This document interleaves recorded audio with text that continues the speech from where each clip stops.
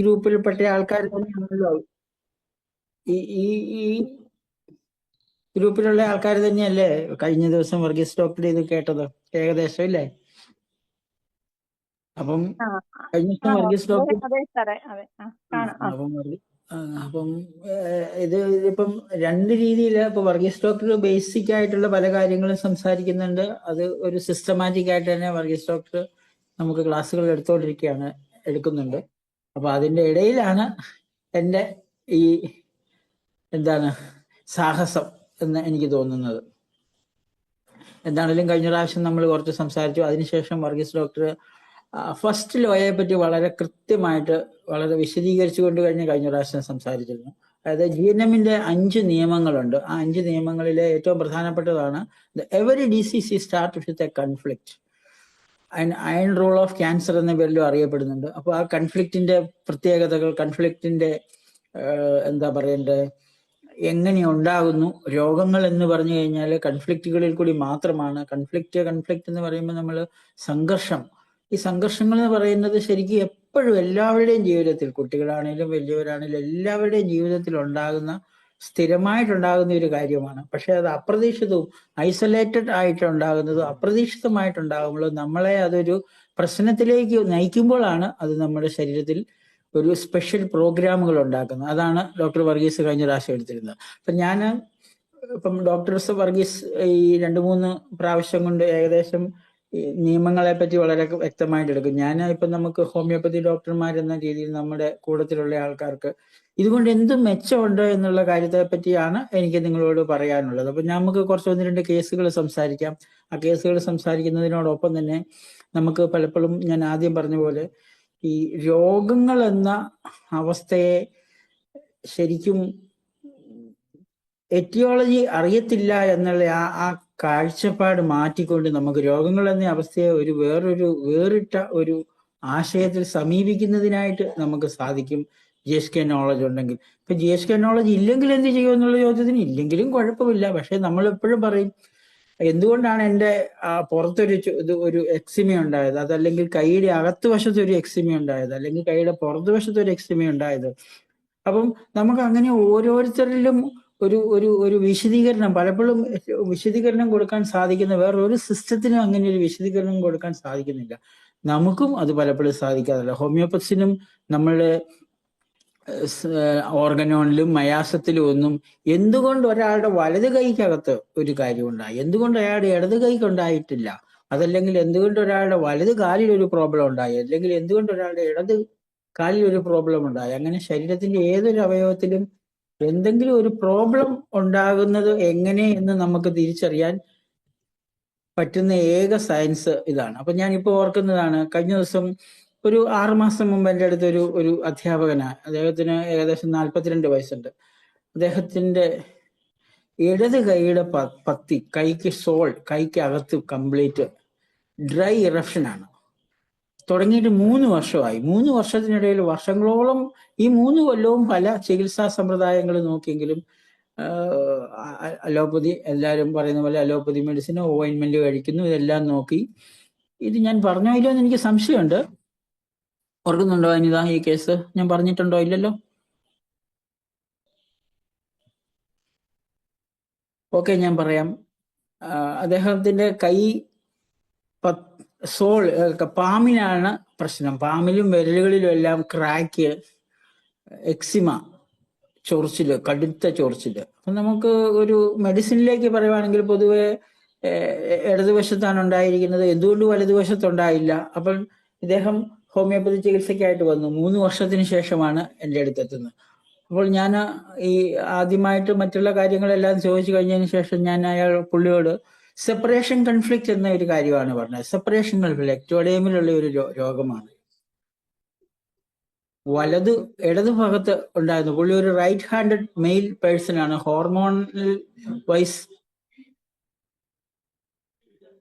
Hormonal വൈസിൽ അദ്ദേഹത്തിന് normal hormone സ്റ്റാറ്റസിലുള്ളത് കൊണ്ട് വലത് കൈ റൈറ്റ് ഹാൻഡഡ് പേഴ്സൺ ആയതുകൊണ്ട് ഇടതുവശം എന്ന് പറയുന്നത് മദർ ചൈൽഡാണ്. അപ്പൊ കുട്ടികളെ സംബന്ധിച്ച ഒരു പ്രോബ്ലം ആകാനുള്ള പൂർണ്ണമായ സാധ്യതയുണ്ട്. അപ്പൊ ഞാൻ പുള്ളിയോട് ചോദിച്ചു, 3 വർഷത്തിനുള്ളിൽ എന്താണ് പ്രശ്നങ്ങൾ ഉണ്ടായത് എന്ന് ചോദിച്ചപ്പോഴാണ് പറഞ്ഞത് അദ്ദേഹത്തിന്റെ ഒരു കുട്ടി 2.5-3 വയസ്സാകുകയും അപ്പൊ കുറച്ചു നേരം താമസിച്ചാണ് സംസാരിക്കുകയെല്ലാം ചെയ്യുന്നത്. പക്ഷെ അദ്ദേഹത്തിന്റെ ആ കുട്ടിക്ക് ശരിക്കും ഡെവലപ്മെന്റൽ ഡിസോർഡർ കണ്ടെത്തുവാണ് ഒരു 2-3 വർഷങ്ങൾക്ക് മുമ്പ്. അപ്പൊ ആ കുട്ടിയെ കൂടുതൽ ചേർത്ത് പിടിക്കേണ്ടതുണ്ട്, ചേർത്ത് നിർത്തേണ്ടതുണ്ട്. അതായത് ഇവിടെ സെപ്പറേഷൻ എന്ന് പറയുന്നത് വാണ്ട് ടു സെപ്പറേറ്റ് അല്ല. സെപ്പറേഷൻ എന്ന് പറയുമ്പോൾ നമ്മളിപ്പം ഈ പലപ്പോഴും ഈ GSK അറിവുകളിൽ വേണം വേണ്ട എന്നത് രണ്ടിനും ഒരേ അർത്ഥമാണുള്ളത്. ഇവിടെ വാണ്ട് ടു സെപ്പറേറ്റ് അല്ല, കൂടുതൽ ചേർത്ത് നിർത്തുക എന്നുള്ളതാണ്. കുട്ടിയെ കൂടുതൽ ചേർത്ത് നിർത്തണം, കൈകൾ കൊണ്ട് ചേർത്ത് നിർത്തണം. അപ്പൊ ഞാൻ ചോദിച്ചു കഴിഞ്ഞപ്പം അദ്ദേഹത്തിന് ഒരു അത്ഭുതം പോലെ തന്നെ തോന്നി. കാരണം അവരുടെ വീട്ടിലിരിക്കുന്ന ഒരു പ്രശ്നം നമ്മൾ തിരിച്ചറിഞ്ഞല്ലോ എന്ന്. അപ്പൊ അങ്ങനെ ഒരു പ്രോബ്ലം ഉണ്ടായി. ആ കുട്ടിയെ പിന്നെ ചികിത്സയ്ക്കായിട്ട് കൊണ്ടുപോയി. കൂടുതൽ സമയവും അവരുടെ കുടുംബത്തിന്റെ എല്ലാവരുടെയും കൂടുതൽ ശ്രദ്ധയും പരിചരണവും ഒക്കെ കിട്ടി. വലിയ ഡെവലപ്മെന്റൽ ഡിസോർഡർ ഇല്ല എങ്കിൽ പോലും കൊച്ചിന്റെ കേൾവിയിലും ഒക്കെ കുറച്ച് തകരാറുണ്ടായി. എന്നാലും ആ കുട്ടി കുറച്ചുകൂടിയൊക്കെ നോർമലായി വന്നു. അപ്പൊ ആ കുട്ടിയോടുള്ള അവരുടെ കരുതലാണ് ശരിക്കും എക്സ്ട്രീമായിട്ട് വന്നത്. ഈ കാര്യങ്ങൾ പറഞ്ഞു. അപ്പം സാറിന് അത് കുറച്ചൊക്കെ ഒന്ന് ബോധ്യപ്പെട്ടു. കാരണം എന്താണെന്ന് വെച്ച് കഴിഞ്ഞാല് അധ്യാപകരൊന്നും പെട്ടെന്ന് ഇങ്ങനെയുള്ള കാര്യങ്ങളിലൊന്നും പെട്ടെന്ന് നമ്മൾ പറയുന്നതൊന്നും അംഗീകരിക്കണമെന്നൊന്നും നിർബന്ധമില്ല. അത് നിങ്ങൾക്ക് എല്ലാവർക്കും അറിയാമല്ലോ. പക്ഷെ അദ്ദേഹത്തിന് പെട്ടെന്ന് മനസ്സിലായി. ഞാൻ സൈറ്റ് പറഞ്ഞു കൊടുക്കുക, learninggmm.com സൈറ്റ് പറഞ്ഞു കൊടുക്കുകയും പിന്നെ നമ്മുടെ ഗ്ലോബൽ GSK പറ്റിയൊക്കെ സംസാരിക്കുകയൊക്കെ ചെയ്തു. അദ്ദേഹം എന്താണെങ്കിലും അത് മനസ്സിലാക്കി. 15 ദിവസം കണ്ടപ്പോൾ ഏകദേശം 80% രോഗവും അദ്ദേഹത്തിന്റെ കുറഞ്ഞിരുന്നു.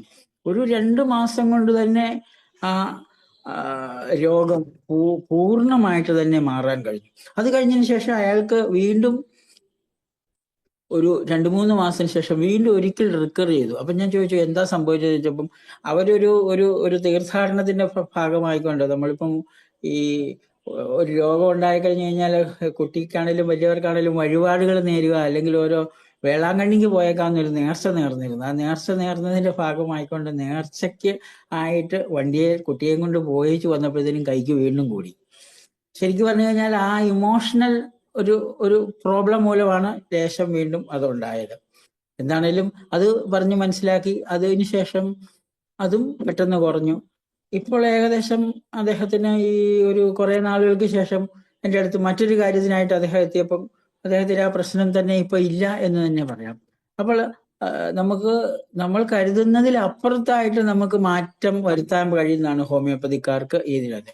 ഞാൻ അദ്ദേഹത്തിന് ആഴ്സനിക് ആൽബമാണ് മെഡിസിൻ നൽകിയത്. ആഴ്സനിക് ആൽബം വണ്ണം മെഡിസിൻ നൽകിയിരുന്നു. മെഡിസിൻ നൽകിയില്ല എന്ന് ഞാൻ പറയുന്നില്ല, തീർച്ചയായിട്ടും മെഡിസിൻ നൽകി. പക്ഷെ പലപ്പോഴും ഈ നമ്മുടെ ഒരു മെഡിസിനിലെ സെലക്ഷനിൽ ഉണ്ടാകുന്ന ചെറിയ തകരാറുകൾ പോലും പരിഹരിക്കുന്ന രീതിയിൽ ഇതുകൊണ്ട് മാറാറുണ്ട് എന്ന് വ്യക്തമായിട്ട് തന്നെ എനിക്കറിയാൻ കഴിഞ്ഞിട്ടുണ്ട്. മറ്റൊരു കേസ് പറയാനുള്ളത്, ഒരു കുട്ടിക്ക് 22 വയസ്സുള്ള ഒരു പെൺകുട്ടിക്ക് റൈറ്റ് ഓവറിയിൽ റൈറ്റ് ഓവേറിയൻ സിസ്റ്റ് ആയിട്ട് വന്നു. അപ്പൊ അത് ഉണ്ടായിട്ട് ഏകദേശം 1.5-2 വർഷത്തോളമായി. അപ്പോൾ ആ കുട്ടി നഴ്സിംഗിന് പഠിച്ചുകൊണ്ടിരിക്കുന്നതാണ്, BSc നഴ്സിംഗിന് പഠിക്കുന്ന ഒരു കുട്ടിയായിരുന്നു. അദ്ദേഹം അവർക്ക് ഈ ഒരു കംപ്ലൈന്റ് ഉണ്ടാകുമ്പം മെൻസ്ട്രൽ ഡിസോർഡറും അതിനോടൊപ്പമുള്ള ഇതിന് സാധാരണഗതിയിൽ ഉണ്ടാകുന്ന മറ്റ് തകരാറുകളുണ്ടായി. അൾട്രാസൗണ്ട് എടുത്തപ്പോഴാണ് മനസ്സിലായത് ഒരു സിസ്റ്റാണ് എന്ന്. റൈറ്റ് ഓവറിൽ ഈ കുട്ടി എൻ്റെ അടുത്ത് വരുമ്പോൾ, ആദ്യമായിട്ട് വരുമ്പോൾ 22 വയസ്സുള്ള ആ പെൺകുട്ടി വരുന്ന സമയത്ത്, നഴ്സിംഗ് പഠിക്കുന്ന കുട്ടി, അതിന്റെ ചേട്ടത്തിയും ആയിട്ടാണ് വരുന്നത്. പക്ഷെ ഞാനപ്പോൾ പറഞ്ഞത്, ഓവറിയിൽ എന്തെങ്കിലും ഉണ്ടാകണമെങ്കിൽ പ്രൊഫൗണ്ട് ലോസ് എന്ന ഒരു കൺസെപ്റ്റ് ഉണ്ടെങ്കിൽ മാത്രമേ ഓവറിയിൽ എന്തെങ്കിലും ഉണ്ടാകുള്ളൂ. പ്രൊഫൗണ്ട് ലോസ്, അത് ഓസ്പ്രിങ് ആയിരിക്കണം. പക്ഷെ എന്തുകൊണ്ട് ഈ പെൺകുട്ടിയുടെ വിവാഹിതയായ കുട്ടിയല്ല, ഓസ്പ്രിങ് ഒരിക്കലും നഷ്ടപ്പെട്ടിട്ടില്ലല്ലോ, വിവാഹം കഴിച്ചിട്ടില്ലല്ലോ, മകളില്ലല്ലോ, പിന്നെ അല്ലെങ്കിൽ പെറ്റാകാം, അതല്ലെങ്കിൽ മറ്റെന്തെങ്കിലും ആകാം. പക്ഷെ അങ്ങനെ ഒരു ഹിസ്റ്ററി ഒന്നും ലഭിച്ചതേയില്ല.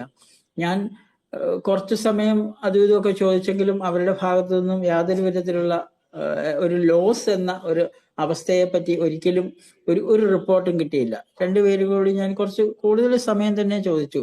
എന്തെങ്കിലും ഫ്രണ്ട്സിന്റെ ലോസോ അല്ലെങ്കിൽ കുട്ടികൾ ഇവർക്ക് കസിൻസ്, അതല്ലെങ്കിൽ വീട്ടിൽ എന്തെങ്കിലും പെറ്റ്, ഇതെല്ലാം ലോസിൽ പെടുന്നതാണ്, പ്രൊഫൗണ്ട് ലോസിൽ പെടുന്നതാണ്. പക്ഷെ യഥാർത്ഥത്തിൽ പ്രൊഫൗണ്ട് ലോസ് വരുമ്പോൾ ലെഫ്റ്റ് സൈഡിലാണ് ശരിക്കും വരേണ്ടത്, വീട്ടിലുള്ള ആരെങ്കിലും ആണ്. പക്ഷെ ഈ കുട്ടിക്ക് റൈറ്റ് സൈഡിലുണ്ടായിരുന്നു.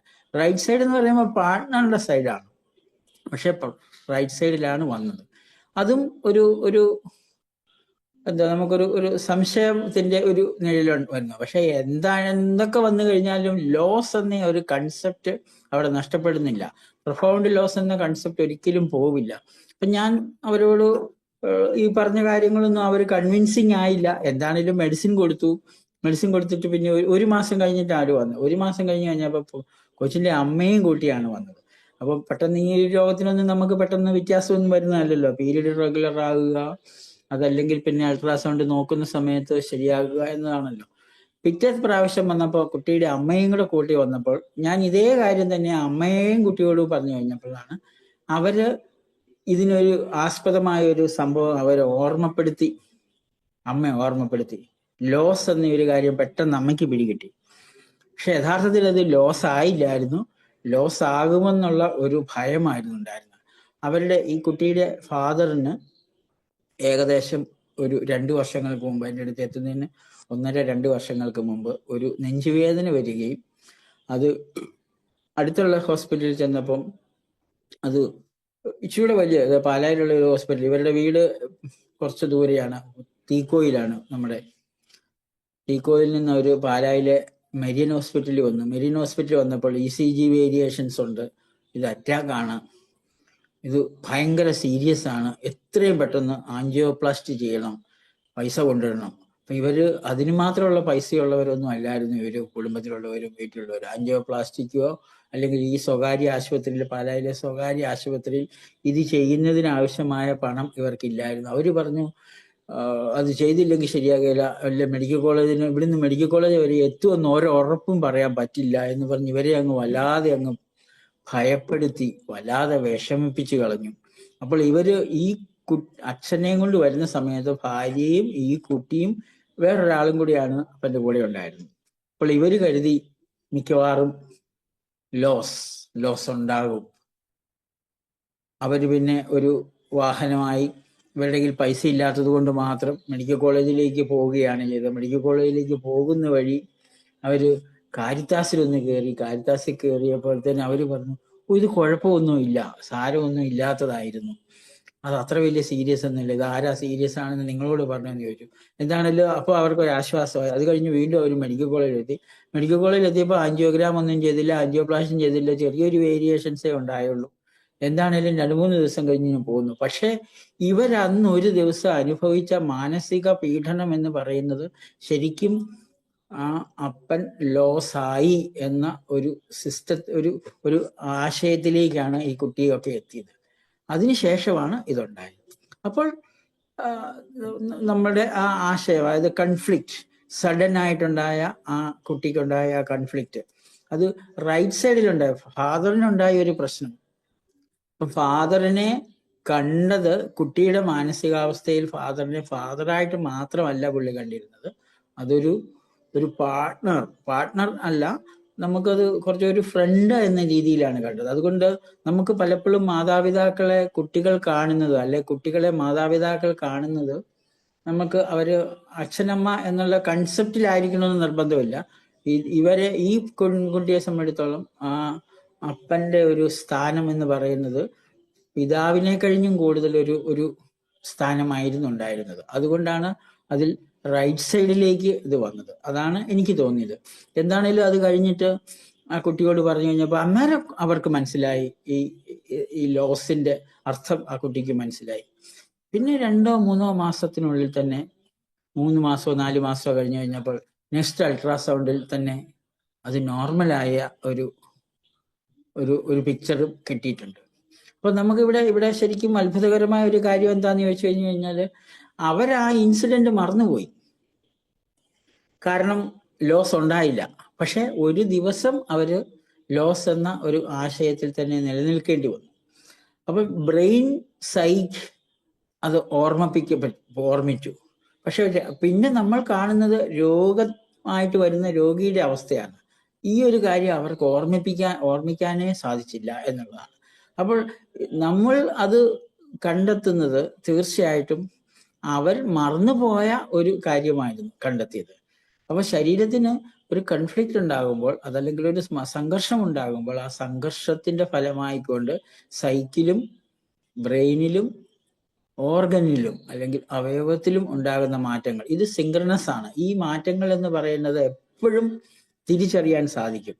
അത് തിരിച്ചറിയാൻ സാധിക്കുന്നത് വഴിയായിട്ടാണ് നമ്മൾ അതിനെ ക്യൂറാക്കുകയും ചെയ്യുന്നത്.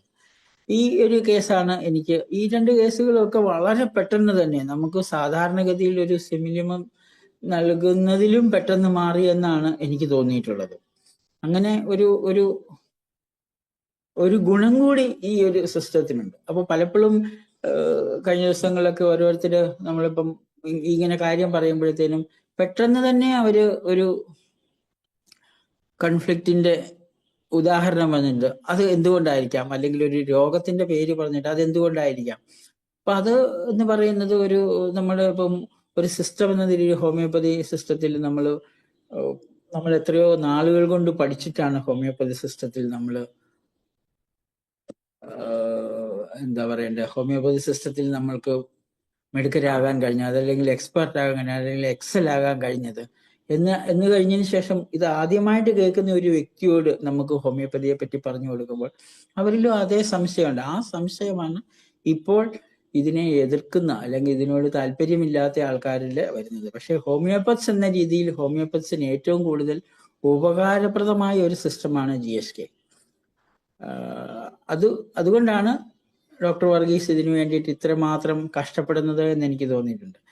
പിന്നെ തന്നെയാണെങ്കിലും വിജയകർ സാറിന്റെ പ്രൊഡിക്റ്റീവ് ഹോമിയോ ക്ലാസ്സുകളിലെല്ലാം തന്നെ സാറും ഈ ഒരു ആശയത്തിന് വളരെ പൂർണ്ണ പിന്തുണ തന്നെ നൽകിയിട്ടുണ്ട്. പക്ഷെ സാറ് പലപ്പോഴും സാറിൻ്റെതായ വഴികളിൽ കൂടിയാണ് സാറ് സഞ്ചരിച്ചിരുന്നത്. പക്ഷെ ഒരു സയൻസ്, വ്യത്യസ്തമായ ഒരു സയൻസ് എന്ന നിലയിൽ നമ്മൾക്കിത് പഠിച്ചെടുക്കാൻ സാധിക്കും. പഠിച്ചെടുക്കുന്നതിന് വേണ്ടിയിട്ട് നമ്മൾ ഒന്ന് മെനക്കെടേണ്ടതുണ്ട്. മെനക്കെട്ട് കഴിഞ്ഞു കഴിഞ്ഞാൽ ആസ് എ ഡോക്ടർ നമുക്കൊരു സെല്ലുലാർ പതോളജിയെ പറ്റി നമുക്ക് മനസ്സിലാകും. അത് മാത്രമല്ല ബ്രെയിനിന്റെ ഒരു ഫങ്ഷൻ നമുക്കൊക്കെ ശരിക്കും ഹോമിയോപ്പത്സ് എന്ന രീതിയിൽ നമുക്കറിയാം. നമുക്ക് ബ്രെയിനിനെ പറ്റിയൊക്കെ വളരെ കുറച്ച് അറിവ് മാത്രമേ ഉള്ളൂ. ന്യൂറോളജിസ്റ്റുകൾ മാത്രമാണ് പലപ്പോഴും ബ്രെയിനിനെ പറ്റി കൂടുതൽ അറിയുന്നത്. പക്ഷെ ഈ സിസ്റ്റം നമ്മൾ മനസ്സിലാക്കി വരുമ്പോൾ ബ്രെയിൻ ഫങ്ഷൻ എങ്ങനെയാണ്, അതിന്റെ ഓരോ പ്രദേശത്തിന്റെ ഓരോരോ നിയന്ത്രണങ്ങളെ പറ്റി പോലും നമ്മളെ പോലും അറിയാതെ നമ്മൾ അതിനകത്ത് എക്സ്പെർട്ടുകളാകും. ഇതിനകത്ത് പല കാര്യങ്ങളും നമ്മൾ മനസ്സിലാക്കുമ്പോൾ പഠിച്ചു വരുമ്പോൾ നമ്മളിലേക്ക് വരുമ്പോൾ നമുക്കൊരു പേഴ്സൺ എന്ന രീതിയിൽ, നമുക്കൊരു ഹോമിയോപ്പത്സ് എന്ന രീതിയിൽ നമ്മളിൽ ഒരു ശരിയായിട്ടുള്ള ഒരു പേഴ്സണാലിറ്റി ചേഞ്ചസ് പോലും ഉണ്ടാകും എന്നാണ് എനിക്ക് പലപ്പോഴും തോന്നിയിട്ടുള്ളത്. പക്ഷെ ഇതുകൊണ്ടൊന്നും നമുക്ക് പൂർണ്ണമായിട്ടും എന്താ പറയുക, ഈ ലൈഫിനെ പൂർണ്ണമായിട്ടും ഇതുകൊണ്ട് വിശദീകരിക്കാൻ സാധ്യമാണ് എന്ന് നമ്മൾ വിശ്വസിക്കേണ്ടതില്ല. പക്ഷെ എങ്കിലും നമുക്ക് ഈ ഒരു അറിവ് തീർച്ചയായിട്ടും വളരെയധികം മുതൽക്കൂട്ടാണ്. അതുകൊണ്ട് തന്നെയാണ് ഇപ്പൊ ഞാൻ ഇന്നിപ്പം GSKയിലെ ലോസിനെ പറ്റിയോ അതല്ലെങ്കിൽ അതിന്റെ സെല്ലുലാർ വിശദീകരിക്കുന്നില്ല. ഹോമിയോപ്പത്തിക്കാർ എന്ന രീതിയിൽ നമുക്ക് എന്ത് ഗുണപരമായ കാര്യം ഉണ്ടാകുന്നു എന്ന് ചില കേസുകളിൽ കൂടിയുള്ള ഒരു വിശദീകരണം മാത്രമാണ് ഞാനിപ്പോൾ നൽകുന്നത്. മറ്റൊരു കേസുള്ളത്, അതൊരു രണ്ടു വർഷം മുമ്പ് ഒരു ലേഡി, അദ്ദേഹം അവരൊരു ടീച്ചറായിരുന്നു, ഏകദേശം 40 വയസ്സ്. അവരുടെ മുഖത്ത് കംപ്ലീറ്റ് മുഖക്കുരു എന്നതിലപ്പുറം അതൊരു വല്ലാത്ത കുരുക്കളായിട്ട്, ഡെർമറ്റൈറ്റിസ് എന്ന രീതിയിൽ തന്നെ. അതേസമയം അക്ടോപിക് ഡെർമറ്റൈറ്റിസ് എന്നല്ല, അഗ്നി വൾഗാരിസ് എന്നാണ് അവരതിന് പേരിട്ടിരിക്കുന്നത്. പക്ഷെ വല്ലാതെ വരുന്നു, നെറ്റിയിലും കവിളിലും ഒക്കെ വന്നിട്ട് പോകുന്നു. അതിന് ചില ഓയിൻമെന്റുകളൊക്കെയാണ് ഉപയോഗിച്ചുകൊണ്ടിരുന്നത്. ഓയിൻമെന്റുകളൊന്നും ഇന്ത്യൻ മെയ്ഡ് അല്ല കേട്ടോ, വളരെ വിലയേറിയ. ഏകദേശം അവർക്ക് മുഖത്തെ ഓയിൻമെന്റിന് ഒരു മാസം അവരെന്നോട് പറഞ്ഞത് 7,000 രൂപയോളം ആകുമായിരുന്നു അത്രേ ഓയിൻമെന്റ്. ഈ ഓയിൻമെന്റിൽ സപ്രസ് ചെയ്തും ഓയിൻമെന്റ് കൊണ്ട് ഇതിനെ നിൽക്കുകയാണല്ലേ. അപ്പോൾ ആരോ പറഞ്ഞിട്ട് ഹോമിയോപ്പതി കഴിക്കുന്നതിനായിട്ട് ഹോമിയോപ്പതി മെഡിസിൻ പല അവർ ഉപയോഗിച്ചിരുന്നെങ്കിലും വ്യത്യാസം വന്നില്ല. ഹോമിയോപ്പതിക്ക് വേണ്ടിയിട്ട് എൻ്റെ അടുത്ത് അവരൊരു 2.5-3 വർഷമായി, കുറെ നാളുകൾ മുമ്പത്തെ കേസാണ്, അതും സ്കിൻ കേസാണ്. അപ്പോൾ ഇത് സ്കിന്നിൽ ഇതുണ്ടാകുന്നത് സെപ്പറേഷൻ കൺഫ്ലിക്റ്റ് ആണ്. അപ്പം ഇവരുടെ മുഖത്ത് ഇതുണ്ടാകണമെങ്കിൽ ഇവർക്ക് എന്താണ് മുഖം നഷ്ടപ്പെട്ടു പോകുന്ന ഒരു അവസ്ഥ എന്തുകൊണ്ടുണ്ടായി? മുഖം നഷ്ടപ്പെട്ടു പോകുന്ന ഒരു അവസ്ഥ ഉണ്ടായെങ്കിൽ മാത്രമാണ് മുഖത്ത് അത്രയും ചേഞ്ചസ് ഉണ്ടാവുക. അതും എക്ടോഡേമിലാണ്, സെപ്പറേഷൻ കൺഫ്ലിക്റ്റ് ആണ്, 2 വശത്തും ഉണ്ടായിരുന്നു. അപ്പോൾ ഞാൻ അവരോട് ചോദിച്ചു, നിങ്ങൾക്ക് എന്തെങ്കിലും തരത്തിൽ നിങ്ങളുടെ ക്രെഡിബിലിറ്റിയെ ബാധിക്കുന്ന രീതിയിലുള്ള ഒരു പ്രശ്നം നിങ്ങൾക്ക് ജോലി സ്ഥലത്തോ വീട്ടിലോ എവിടെയെങ്കിലും ഉണ്ടായോ എന്ന് ചോദിച്ചപ്പോൾ ആദ്യമേ ഒന്നും അവർക്ക് കൃത്യമായിട്ടൊരു ഓർമ്മ കിട്ടിയില്ല. പക്ഷെ അതിനുശേഷം അവർ പറഞ്ഞിരുന്നു, ഒരു സ്കൂളിൽ ടീച്ചറാണ്. ടീച്ചറായിരിക്കുമ്പോൾ തന്നെ അതിന്റെ മാനേജ്മെന്റിന്റെ ഒരു ഭാഗത്താണ് ഇവർ നിൽക്കുന്നത്. കാരണം മാനേജറുടെ ഒരു ബന്ധുക്കാരും കൂടിയാണ്. അപ്പോൾ ഇവരെ അവിടെ ഒരു ടീച്ചർ എന്നതിലപ്പുറം മാനേജ്മെന്റിന്റെ ഒരു ഭാഗമായിട്ടാണ് കണ്ടിരുന്നത്. അപ്പോൾ ഇവര് എന്ത് സംഭവിച്ചെന്ന് വെച്ച് കഴിഞ്ഞാൽ, അവിടെ ഒരു പുതിയൊരു അപ്പോയിന്റ്മെന്റിനായിട്ട് ഒരു പുതിയൊരു ടീച്ചറെ എടുക്കേണ്ട ഒരു സാഹചര്യം ഉണ്ടായപ്പോൾ ഇവർ തീരെ സാമ്പത്തികപരമായിട്ട് വളരെ പിന്നോക്കത്തിലുള്ള ഒരു ആളെ ഇവർ സെലക്ട് ചെയ്ത് അവരവിടെ താൽക്കാലികമായിട്ട് ജോലിക്കെടുത്തു. താൽക്കാലികമായിട്ട് ജോലിക്കെടുത്തെന്ന് പറഞ്ഞാൽ ഇവർക്ക് പൈസ മേടിച്ചിട്ട് ജോലി കൊടുക്കാവുന്നതാണെങ്കിലും ഇവരത് ചെയ്യാതെ അവർക്കൊരു ഉപകാരം എന്ന രീതിയിൽ ഇവർക്ക് ചെയ്തു. പക്ഷെ ആ ടീച്ചർ ഇവിടെ കയറി കഴിഞ്ഞതിന് ശേഷം ഇവരോട് വളരെ മോശമായിട്ട് പെരുമാറുകയും ഇവർക്കെതിരായിട്ട് ചില നടപടിക്രമങ്ങൾ നടത്തുകയോ ഒക്കെ ചെയ്തു കഴിഞ്ഞപ്പോൾ അതൊരു വലിയൊരു ഇഷ്യൂ ആയിട്ട് മാറി. അപ്പോൾ ഇവർക്കെതിരെ അപവാദം, ഇവർ സെലക്ട് ചെയ്ത പെൺകുട്ടി ഇവർക്കെതിരെ ചില അപവാദങ്ങൾ അവിടെയൊക്കെ പറഞ്ഞപ്പോൾ ഇവരുടെ മുഖം നഷ്ടപ്പെട്ട ഒരു അവസ്ഥയുണ്ടായി. അപ്പോൾ അവരോട് മുഖം നഷ്ടപ്പെട്ടു, വാണ്ട് ടു സെപ്പറേറ്റ് ഇറ്റ്, ആ സാഹചര്യം ഉണ്ടായി. അത് കഴിഞ്ഞപ്പോൾ ആ കുട്ടിയെ അവർ പിരിച്ചുവിട്ട് എങ്കിലും ഇവരുടെ രോഗം പോയില്ല. പക്ഷെ ഈ ഒരു ഇൻസിഡന്റ് എന്ന് പറയുന്നത് ഇവരുടെ ശരീരത്തിലും ഇവരുടെ മനസ്സിലും ഇവർക്ക് മാനസികമായി വല്ലാതെ ഒരു വിഷമകരമായ കുറെ കാലമുണ്ടായി. അത് പറഞ്ഞു മനസ്സിലാക്കിയപ്പോൾ ശരിക്കും അതും അത്ഭുതകരമായി വെറും 8 ദിവസം കൊണ്ട് പെട്ടെന്ന് പിന്നെ ഒരു ഓയിൻമെന്റിന്റെ ആവശ്യം വന്നിട്ടില്ല. അവര് പിന്നെ ആകെ ചെയ്തുകൊണ്ടിരുന്ന ഒരു പ്രശ്നം എന്താണെന്ന് വെച്ച് കഴിഞ്ഞാൽ, അവര് ദിവസം 2 നേരം വെച്ചിട്ട് ക്യാമറയിൽ ഫോട്ടോ എടുത്ത് നോക്കും. ഓരോ കുരുക്കൾ വരുമ്പോഴും രാവിലെയും ഫോട്ടോ എടുക്കും, വൈകിട്ടും ഫോട്ടോ എടുക്കും. ഓയിൻമെന്റ് തേക്കും, അതിനുശേഷം വീണ്ടും വൈകുന്നേരം ഫോട്ടോ എടുക്കും. അപ്പൊ അവര് ഒരിക്കലും എന്നെ കാണിച്ചു, അവരുടെ ഗാലറിയിൽ ഇവരുടെ മുഖത്തിന്റെ ഫോട്ടോകളുടെ ഒരു കൂട്ടമായിരുന്നു. അത് 100 കണക്കിന് ഫോട്ടോ ഇവരെടുത്ത് വെച്ചിരിക്കുകയാണ്. അപ്പൊ ഈ ഓരോ ദിവസവും ഇവർ ഈ ഫോട്ടോയും കൂടെ കണ്ട് ട്രാക്ക് എന്ന ഒരു അവസ്ഥയിലേക്ക് മാറുക. ട്രാക്ക് എന്ന് പറഞ്ഞു കഴിഞ്ഞാൽ ഒരു കൺഫ്ലിക്റ്റ് നമുക്കുണ്ടാകുകയും ആ കൺഫ്ലിക്റ്റിന് നമുക്ക് റിസൊല്യൂഷൻ നടത്താൻ സാധിക്കാതെ വീണ്ടും ബ്രെയിൻ രജിസ്ട്രേഷൻ നടക്കുകയും ചെയ്യുമ്പോൾ ട്രാക്ക് എന്ന്. ശരിക്കും ഈ അലർജികളെല്ലാം വർഗീസ് സാറ് പറഞ്ഞിട്ടുണ്ടെന്ന് ഞാൻ കരുതുന്നു അലർജിയെ പറ്റി സംസാരിച്ചപ്പോൾ. അലർജികളുടെ എല്ലാം കാരണം ട്രാക്കാണ്.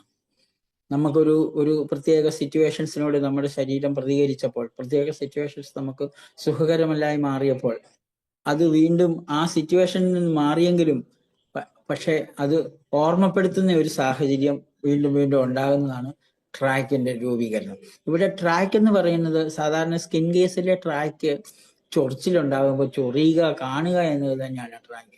ഇവർക്ക് മുഖത്താണ് ഇതിന്റെ കാണത്തില്ലാത്തതുകൊണ്ട് ഇവർ ഫോട്ടോ എടുത്ത് കാണുകയായിരുന്നു. അപ്പൊ ഞാൻ അവരോട് പറഞ്ഞു, നിങ്ങൾ ഇനി ഓയിൻമെന്റ് തേക്കണ്ട, മുഖത്ത് നോക്കരുത്, കണ്ണാടിയിൽ പോലും കുറച്ച് ദിവസത്തേന് നോക്കരുത്. ജസ്റ്റ് കണ്ണാടിയിൽ നോക്കി മുടി ചെയ്യുന്നതിന് കുഴപ്പമില്ല, പക്ഷെ മുഖം കാണരുത്, ഫോട്ടോ എടുക്കരുത്, ഫോട്ടോ എല്ലാം ഡിലീറ്റ് ചെയ്ത് കളയണം, ഇത്രയും കാര്യങ്ങളൂടെ പറഞ്ഞു. അതും ഏകദേശം 1 മാസം കൊണ്ട് പൂർണ്ണമായിട്ട് മാറി. അത് കഴിഞ്ഞതിന് ശേഷം അവരെന്റെ അടുത്ത് വന്നു. അവർ കുറെ കേസുകളൊക്കെ വീണ്ടും പറഞ്ഞു വിടുകയോ ഒക്കെ ചെയ്തു. അപ്പോൾ ഒരു രോഗത്തിന് നമ്മൾ അതിന്റെ കാരണങ്ങൾ കണ്ടെത്താൻ ഈ അവരുടെ ഇതിലുണ്ടാകുന്ന, അതായത് നമ്മുടെ കൺസെപ്ച്വൽ ഡൈനാമിക് ഡിറേഞ്ച്മെന്റ്, നമ്മുടെ അഫോർസത്തിൽ 16 പറയുന്ന ഈ ഡിറേഞ്ച്മെന്റ് ആണ്. കൺസെപ്ച്വൽ ഡൈനാമിക് ഡിറേഞ്ച്മെന്റ് മനസ്സിലാക്കിയാൽ അതിന്റെ ആ മനസ്സിലാക്കലിനോടൊപ്പം അത് മാറ്റുന്നതിനായിട്ടാണ് നമ്മൾ ഒരു സിമിലിമം നൽകുന്നത്. അതിനോടൊപ്പം തന്നെ ഒബ്സ്ട്രക്ഷൻസ് ടു ക്യൂർ. ഇവിടെ ഒബ്സ്ട്രക്ഷൻ ആണ് ശരിക്കും ഈ രോഗത്തെ പറ്റിയുള്ള ചിന്തകൾ ഒരു ഒബ്സ്ട്രക്ഷനാണ്.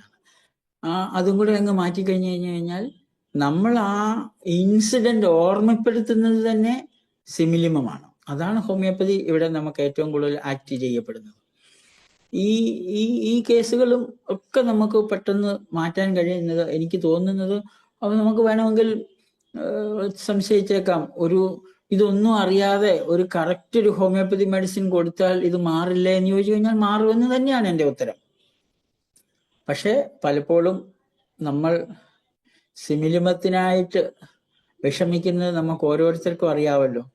ഓരോരുത്തരും സിമിലിമം കണ്ടെത്തുന്നതിൽ ഏത് മെത്തേഡുകളാണ് കണ്ടെത്തുക, അതല്ലെങ്കിൽ മെഡിസിൻ നൽകുന്നത് തന്നെ എത്രമാത്രം വ്യത്യസ്തമായ രീതികളിലാണ്. Single medicine, multiple medicines, tinctures, patent, biochemics, ഈ പറഞ്ഞ എക്സ്റ്റേണൽ ആയിട്ട് നമ്മൾ ഓർഗനെ മാത്രം കാണുന്നത് കൊണ്ടാണ് ഇവിടെ അത് മാറാതെ നിൽക്കുന്നത്. അത് മാത്രമല്ല, അവരുടെ സൈക്കിളിലേക്ക് നമുക്ക് ഇറങ്ങി ചെല്ലാൻ പറ്റുന്നില്ല. നമ്മൾ അവിടെ പലപ്പോഴും അവരുടെ സൈഡ് നോക്കുന്നുണ്ട്, തെർമൽസ് നോക്കുന്നുണ്ട്, ടെസ്റ്റ് നോക്കുന്നുണ്ട്, ജനറൽസ് നോക്കുന്നുണ്ട്, മറ്റു പലതും നോക്കുന്നുണ്ടെങ്കിലും ഹനിമാൻ അഫോർസത്തിൽ പറയുന്നുണ്ട് what is to be there, അത് കൃത്യമായിട്ട്, അല്ലെങ്കിൽ വാട്ട് ഈസ് ദ ഡിറേഞ്ച്ഡ്, എന്തിനെയാണ് നമ്മൾ മാറ്റേണ്ടത് എന്നുള്ള കാര്യം പലപ്പോഴും ഈ ഡീറ്റെയിൽ ആയിട്ടുള്ള കേസ് ടേക്കിന്റെ ഇടയിൽ നമ്മൾ തന്നെ വിട്ടുപോകുന്നുണ്ട്. രോഗിയും ഇപ്പം നമുക്ക് പലപ്പോഴും ഇങ്ങനെയുള്ള ഇപ്പം ആസ്മയിലൊക്കെ വരുമ്പോൾ നമ്മൾ പലപ്പോഴും എന്താ ജനിതകമായ പ്രശ്നങ്ങൾ, അതല്ലെങ്കിൽ പാരമ്പര്യ ഘടകങ്ങൾ, പക്ഷെ ഇതൊക്കെ പാരമ്പര്യ ഘടകങ്ങൾ ഉണ്ട് എന്ന് പറഞ്ഞാണ് പലപ്പോഴും പാരമ്പര്യ ഘടകങ്ങൾ ഉണ്ടാക്കുന്നത്. അതൊരു പാരമ്പര്യ ഘടകം വലിയ തോതിൽ ഇല്ല എന്ന് തന്നെയാണ് കഴിഞ്ഞ ദിവസത്തെ ക്ലാസ്സിൽ വർഗീസ് ഡോക്ടർ അസന്നിഗ്ധമായിട്ട് തന്നെ പറഞ്ഞു, ജനിതകമായിട്ടും പാരമ്പര്യമായിട്ടും പലതും വരുന്നില്ല. പക്ഷെ ചില രോഗങ്ങൾ, പ്രത്യേകിച്ചും DMD-യിൽ അങ്ങനെ കാണുന്നുണ്ട്, അതല്ലെങ്കിൽ ഹീമോഫീലിയയിൽ അങ്ങനെ കാണുന്നുണ്ട്. പിന്നെ അതിനെപ്പറ്റി കൂടുതലായിട്ട് ഞാൻ തർക്കിക്കാനൊന്നുമില്ല, പക്ഷെ എങ്കിൽ പോലും ചില കാര്യങ്ങളിൽ അങ്ങനെ കണ്ടിട്ടുണ്ട് എന്ന് നമ്മൾ കാണുന്നുണ്ട്. ഇപ്പൊ നമ്മൾ 3 കേസോളം സംസാരിച്ചു. ഇനി ഒരു കേസൂടെ ഞാൻ പറയാം. അതൊരു ഈസോഫാജിയൽ ക്യാൻസർ ആയിരുന്നു. ഈസോഫാജിയൽ ക്യാൻസറിന്റെ അതിന്റെ കൺഫ്ലിക്റ്റ് ഹീലിംഗ് ഫേസിലാണ്. എന്ന് പറഞ്ഞു കഴിഞ്ഞാൽ ഈസോഫാജിയൽ ക്യാൻസർ ആയിട്ട് ആ രോഗിയെ ഞാൻ ഒരിക്കലും കാണുന്നില്ല. രോഗി ഏകദേശം ഭക്ഷണമൊന്നും കഴിക്കത്തില്ലാത്ത കോട്ടയം മെഡിക്കൽ കോളേജിൽ നിന്നും അവരെ ഉപേക്ഷിച്ചു വിട്ടിരിക്കുകയാണ്. തീരെ മെലിഞ്ഞു പോയി, ഇനിയിപ്പം ഒന്നുമില്ല, അതല്ലെങ്കിൽ ഓപ്പറേറ്റ് ചെയ്യണം. അപ്പൊ ഇവർക്ക് സാമ്പത്തികപരമായിട്ട് തീരെ ഒന്നുമില്ല. അവരുടെ വീട് നെടുങ്കണ്ടത്തിനപ്പുറത്ത് കുറച്ച് ദൂരെയാണ്. വെള്ളം മാത്രം ഇച്ചിരിച്ചേ കുടിക്കും. അപ്പോൾ ഒരു എൻഡോസ്കോപ്പി പരിശോധനയിൽ അൾസറേറ്റഡ് രൂപമാണുള്ളത്, ഈസോഫാജസിലെ ഒരു അൾസറേഷൻ ഉണ്ടെങ്കിൽ നമുക്ക് മനസ്സിലാക്കാം രണ്ടാമത്തെ നിയമം അനുസരിച്ചിട്ട് ഹീലിംഗ് ഫേസിലാണെന്ന് മനസ്സിലാക്കാം. പക്ഷെ അവിടെ ഒരു ട്യൂമർ ഫോർമേഷൻ ഉണ്ടായി. ആ ട്യൂമർ ഫോർമേഷനെ നമുക്ക് ഹീല് ചെയ്യേണ്ടതുണ്ട്. അതിനൊരു ഹോമിയോപ്പതി മെഡിസിൻ തീർച്ചയായിട്ടും നമുക്ക് ആക്ട് ചെയ്യും. അതിനോടൊപ്പം അവരെ ചികിത്സിക്കുന്നതിന് നമുക്കിപ്പം മരണാസന്നയായ ഒരു രോഗിയെ ചികിത്സിക്കുമ്പോൾ തീർച്ചയായിട്ടും നമുക്ക് വല്ലാത്തൊരു പ്രശ്നമുണ്ട്, നമ്മുടെ അടുത്ത് വെച്ചിട്ട് മരിച്ചു പോകുമോ ഇല്ലയോ എന്നുള്ള. പക്ഷെ നമുക്കതിനെ വളരെ നന്നായിട്ട് മാനേജ് ചെയ്യാൻ പറ്റും. ഞാൻ അവരുമായിട്ട് നേരിട്ട് സംസാരിച്ചില്ലെങ്കിൽ വീഡിയോ കോളിൽ കൂടി സംസാരിച്ചു. അപ്പൊ അവരുടെ പ്രശ്നം എന്ന് പറയുന്നത് എന്താണ് അവർക്ക് അക്സെപ്റ്റ് ചെയ്യാൻ പറ്റാത്തത്, എന്താണ് അവർക്ക് വിഴുങ്ങാൻ സാധിക്കാത്ത, സ്വാളോയിങ്ങിനെ വിഴുങ്ങാൻ പറ്റാത്ത ഒരു പ്രോബ്ലം എന്താണെന്ന് ചോദിച്ചു കഴിഞ്ഞാൽ അത് അവരുടെ മകനായി.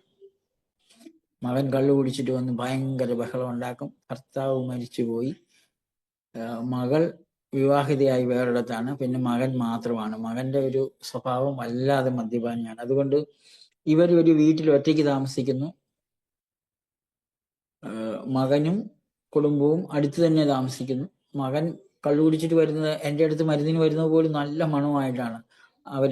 ഈ നെടുങ്കണ്ടത്ത് നിന്നും ഈ മനുഷ്യൻ ഓട്ടോറിക്ഷ ഓടിച്ചുകൊണ്ടാണ് വരുന്നത്. ഞാൻ പലപ്പോഴും ചോദിച്ചിട്ടുണ്ട്, എന്തിനാ ഓട്ടോറിക്ഷ സുഖം, ഭയങ്കര ബസ്സിൽ കയറി വരുന്നതിനെ കഴിഞ്ഞ് നല്ലത്. പക്ഷെ അത്രമാത്രം ഒരു നല്ല സ്വഭാവം അല്ലാത്ത ഒരു മനുഷ്യൻ. നമുക്ക് എൻ്റെ അടുത്ത് എത്തുന്ന കുറച്ച് സമയം പോലും നമുക്ക് ആ മനുഷ്യനെ ടോളറേറ്റ് ചെയ്യാൻ പറ്റിയില്ല. അപ്പൊ പിന്നെ അമ്മയ്ക്ക് എങ്ങനെ ടോളറേറ്റ് ചെയ്യാൻ പറ്റുമായിരുന്നു? അപ്പൊ അവരങ്ങനെ മാറി നിന്നു. അവർക്ക് കുറച്ച് മെഡിസിൻസ് ഞാൻ നൽകുക. ഞാൻ കൊടുത്ത മെഡിസിൻസ് സെമ്പർവൈവും ടിഞ്ചർ കൊടുത്തിരുന്നു. പിന്നെ അതിനോടൊപ്പം മറ്റ് മെഡിസിനിന്റെ കൃത്യമായിട്ട് എൻ്റെ ഓർമ്മയിലില്ല, കാരണം ഇതൊരു കുറെ നാളുകൾക്ക് മുമ്പുള്ളതാണ്. എന്താണെങ്കിലും അവര് വളരെ പെട്ടെന്ന് മരണാസന്നയാണ്, എക്സ്റ്റൻഷൻ ഒത്തിരി ഉണ്ട് എന്നൊക്കെ പറഞ്ഞാണ് വിട്ടതെങ്കിലും അതിന് വ്യത്യാസം വരികയും അവർ ഇച്ചിരിച്ച് വെള്ളം കുടിച്ചു, ജ്യൂസ് കുടിച്ചു, പിന്നെ ഭക്ഷണം കഴിക്കാൻ തുടങ്ങി. 2-3 മാസം കഴിഞ്ഞപ്പോൾ 2 ദോശ തിന്നും, ചോറ് തിന്നും. ഏകദേശം 2 വർഷത്തോളം ജീവിച്ചിരുന്നു. 2 വർഷത്തോളം ജീവിച്ചിരുന്ന് ഈ അതിൽ ഒരു 6 മാസം മാത്രമേ ചികിത്സിച്ചുള്ളൂ. പിന്നെ ചികിത്സ ഇവര് നിർത്തി. എങ്കിലും അവരുടെ വേറൊരു രോഗി എൻ്റെ അടുത്ത് വരുന്നത് കൊണ്ട് ഞാൻ ഇവരുടെ കാര്യം തിരക്കിക്കൊണ്ടിരുന്നു. അത് കഴിഞ്ഞിട്ട് പിന്നെ ഒരു വർഷം കഴിഞ്ഞതിന് ശേഷം വീണ്ടും എൻ്റെ അടുത്ത് വന്നു. വീണ്ടും വിഷമകരമായ ഒരവസ്ഥ ഉണ്ടായിട്ടുണ്ട്. അപ്പൊ വീണ്ടും അവർക്ക് ഒരു എന്താ പറയണ്ടേ, ഈ കൺഫ്ലിക്റ്റിൽ നിന്നും പൂർണ്ണമായ ഒരു മോചനമില്ല. കാരണം ഇവരുടെ യഥാർത്ഥ പ്രശ്നം എന്ന് പറയുന്നത് മദ്യപാനിയായ മകന്റെ ഒരു പ്രസൻസ് തന്നെയായിരുന്നു. ആ പ്രസൻസ് ഒരിക്കലും മാറുന്നില്ല. രണ്ടാമത് വന്നപ്പം ഒരിക്കൽ മരുന്ന് കൊടുത്തു. പിന്നെ അവരുടെ യാതൊരു അറിയിപ്പും കിട്ടിയില്ല. പിന്നെ ഒരു 2 മാസം കഴിഞ്ഞപ്പോൾ മറ്റൊരാൾ പറഞ്ഞറിഞ്ഞു, ആള് ഭക്ഷണമൊന്നും കഴിക്കാൻ പറ്റാതെ മരണപ്പെട്ടു എന്ന് ഞാൻ അറിഞ്ഞിരുന്നു. പക്ഷെ ആദ്യത്തെ തവണ ഒരു 2-2.5 വർഷം മുന്നോട്ട് ജീവിതം കൊണ്ടുപോകാൻ സാധിച്ചു. പക്ഷെ അവർക്ക് വീണ്ടും സാഹചര്യത്തിൽ നിന്നും മോചനമില്ലാതെ, അല്ലെങ്കിൽ സാഹചര്യത്തിന്, അതായത് കൺഫ്ലിക്റ്റിനെ പൂർണ്ണമായിട്ടും റിസൊല്യൂട്ട് ചെയ്യാൻ സാധ്യമല്ലാതിരിക്കുന്ന സമയത്ത് ചിലപ്പോൾ ഇതേപോലെയുള്ള പ്രശ്നങ്ങൾ ഉണ്ടായിട്ടുണ്ട്. എൻ്റെ കേസുകളിൽ പലപ്പോഴും ഇങ്ങനെ രണ്ടാമത് വന്നിട്ടുള്ള പല ആൾക്കാർക്കും ഈ പ്രശ്നങ്ങൾ വീണ്ടും വരികയും അവർക്ക് അതിൻ്റെ ഇരയായി അവർ മരണപ്പെടുകയും ചെയ്തിട്ടുണ്ട്. പക്ഷെ അതല്ലാതെയും ചില ആൾക്കാർക്ക് വർഷങ്ങളോളം ജീവിച്ചിരിക്കുന്ന ഒരിക്കൽ ഞാൻ ഓർക്കുന്നുണ്ട്, ഒരു 75 വയസ്സുള്ള ഒരു ലേഡി, പുള്ളിയുടെ വെർട്ടിബ്രൽ ക്യാൻസർ ഉണ്ടായത്. ക്യാൻസർ വെർട്ടിബ്ര 2-3 L4 L5 അങ്ങനെയുള്ള ഭാഗം ദ്രവിച്ചു പോയി. സർജറി നടത്താൻ പറ്റില്ല. പക്ഷെ അവിടെ ട്യൂമർ ഫോർമേഷൻ ഉണ്ടായി. ഈ ട്യൂമർ ഫോർമേഷൻ ഉണ്ടായിട്ട് അവർക്ക് ഏറ്റു നിൽക്കത്തില്ല. കിടന്ന കിടപ്പിലാണ് വണ്ടിയെ വന്നത്. മെഡിക്കൽ കോളേജിൽ നിന്ന് അവർ ഏകദേശം ഇത്രയും വയസ്സായി, ഇനി സർജറി പറ്റില്ല, കീമോതെറാപ്പി അവർ 2 അങ്ങാണ്ട് നടത്തിയപ്പോഴത്തേനും ആൾ അവശതയായി. പിന്നെ ഇനി തിരിച്ചു പോകുന്ന വഴി, ഞാൻ വഴി പോയി കണ്ട രോഗിയായിരുന്നു ഒരു അമ്മച്ചി, തങ്കമ്മ എന്നായിരുന്നു പേര്. അപ്പൊ ഞാൻ അവർക്ക് ഈ ബോണിനുണ്ടാകുന്ന ക്യാൻസറാണ്. ബോണിനൊരു പ്രശ്നമുണ്ടെങ്കിൽ സെൽഫ് ഡീവാലുവേഷൻ, ഏറ്റവും വലിയ സെൽഫ് ഡീവാലുവേഷൻ, ഹ്യൂമിലിയേഷൻ, വല്ലാത്തൊരു പ്രശ്നം. പക്ഷെ പ്രശ്നമൊന്നും എനിക്ക് തിരിച്ചറിയാൻ കഴിയില്ല. കാരണം ഈ രോഗിയോട് ഒരു അക്ഷരം ചോദിക്കാൻ പറ്റിയല്ല. രോഗിയുടെ കൂട്ടത്തിൽ വഴി നിൽക്കുന്ന സമയത്ത് നമുക്ക് ആരോടും ഒന്നും ചോദിക്കാൻ പറ്റുന്നില്ല. കാരണം ചുറ്റുപാടും മക്കളുടെ മക്കളും എല്ലാവരും കൂടെ കൂടി നിൽക്കുന്നു. എന്നാലും ഞാൻ പുള്ളിക്ക് ഈ നട്ടെല്ലിനെ ബാധിക്കണമെന്നുണ്ടെങ്കിൽ നമുക്ക് ഏറ്റവും നമ്മുടെ എക്സിസ്റ്റൻസിന്റെ ഒരു നിലനിൽപ്പ് ഒരു പ്രശ്നമാണല്ലോ. ബോണിനെ ആകാൻ ബാധിക്കും. ഞാൻ ഒരു പ്രത്യേക ആശയം വെച്ചിട്ട് ഓറമെറ്റാലിക്കം 200 ആണ് പ്രിസ്ക്രൈബ് ചെയ്തത്. പക്ഷെ അതിലുപരി ഇവരുടെ പ്രോബ്ലം മാറി. കാരണം സെക്കൻഡ് സ്റ്റേജിലാണ് കംപ്ലൈന്റ് എന്ന് എനിക്ക് പിടികിട്ടിയത് കൊണ്ട്, എന്ന് പറഞ്ഞു കഴിഞ്ഞാൽ റെസൊല്യൂഷൻ സ്റ്റേജിലാണ്. അതിനാൽ തന്നെ അവിടെ കുറച്ച് കാര്യങ്ങൾ നമ്മൾ അവർക്ക് കുറച്ച് മെഡിസിൻ കൊടുക്കുക, പിന്നെ കുറച്ച് സിംഫൈറ്റോം കൂടി നൽകി ഞാൻ അവരെ 1 മാസത്തേന് രോഗത്തിന് മരുന്ന് നൽകി പറഞ്ഞു വിട്ടു. 1 മാസം കഴിഞ്ഞ് തിരിച്ചു വന്നു. അവര് സ്ലോലി ജീവിതത്തിലേക്ക് തിരിച്ചു വന്നു. അവര് കിടന്ന കിടപ്പിൽ നിന്ന് മാറി മെല്ലെ എണീറ്റിരുന്നു. വാക്കറിന്റെ സഹായത്തോടു കൂടി നടന്നു. ഒരു 4-5 വർഷത്തോളം, 3 വർഷത്തോളം പൂർണ്ണമായിട്ട് ഞാൻ മെഡിസിൻ കൊടുത്തു. അതിനുശേഷം അവര് മരിച്ചത് മറ്റ് പ്രായാധിക്യത്താല് 7-8 കൊല്ലത്തിന് ശേഷം മറ്റു പ്രായരോഗം മൂലമാണ് മരിച്ചത്. അപ്പൊ അവിടെ ഒരു നടുവിനൊരു മുഴയുണ്ടായിരുന്നു. അതായത് അവിടെ എക്സ്ട്രാ സെല്ലുകളിൽ, മീസോഡേർമ സെല്ലുകളിൽ കൺഫ്ലിക്റ്റ് ആക്റ്റീവ് ഫേസ് കഴിഞ്ഞ ഹീലിംഗ് ഫേസിൽ സെൽ അഡീഷൻ ചെയ്യും. ആ അഡീഷൻ നമ്മൾ തിരിച്ചറിഞ്ഞു കഴിഞ്ഞാൽ അതൊരു ട്യൂമർ ആകാം.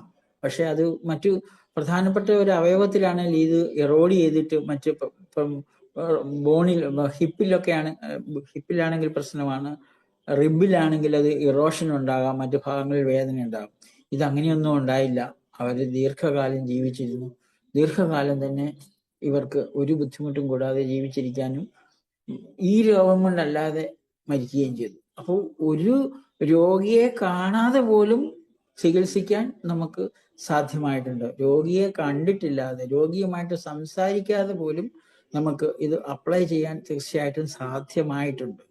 അതിന് ആകെ വേണ്ടത് നിങ്ങളുടെ വിലയേറിയ സമയം, ഒരു 1-2 മണിക്കൂർ ഒരു ദിവസം 1 മണിക്കൂറെങ്കിലും മാറ്റി വെച്ചുകൊണ്ട്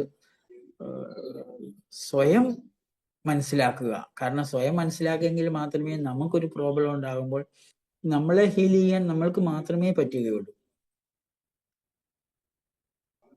ഇത് ഈ 4 കേസാണ് എനിക്ക് നിങ്ങളോട് ഇന്ന് പറയാനുള്ളത്. ഇപ്പൊ സമയം 9:38 ആയിട്ടുള്ളൂ. എന്തെങ്കിലും ചോദിക്കാനൊക്കെ ഉണ്ടെങ്കിൽ നമുക്ക് ചോദിക്കാം. ചോദിക്കുന്ന കാര്യങ്ങൾ കൂടെ നമുക്ക് കൂടുതലായിട്ട് സംസാരിക്കാൻ സാധ്യമാകുമെന്നാണ് എനിക്ക് തോന്നുന്നത്.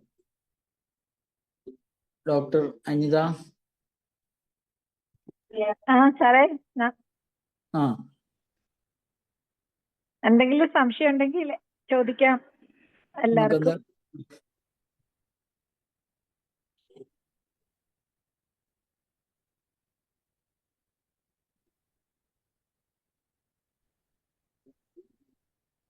സാറേ, ഈ ഓട്ടിസം കേസിന്റെ ഒക്കെ കോൺഫ്ലിക്റ്റ് എന്താ വരിക? ഓട്ടിസം ശരിക്കും അത് നമുക്ക് ഇത് ഒരു വളരെ അഡ്വാൻസ് ആയിട്ടുള്ള ഒരു കാര്യമാണ് ഓട്ടിസം. കാരണം എന്താന്ന് വെച്ച് കഴിഞ്ഞാല് അത്